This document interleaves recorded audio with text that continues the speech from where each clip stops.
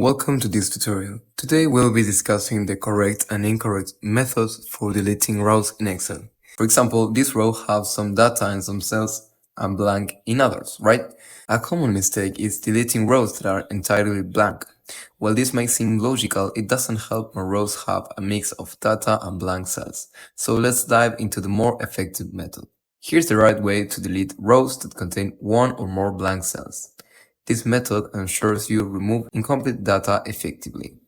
First, select the column you want to check for blanks, right? So I'm going to select everything. Now press F5 on your keyboard to open the Go To dialog. Fine, once here, press on Special, select blanks,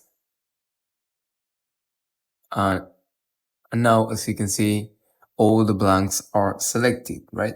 But once that we have all the blanks selected, we are going to Home.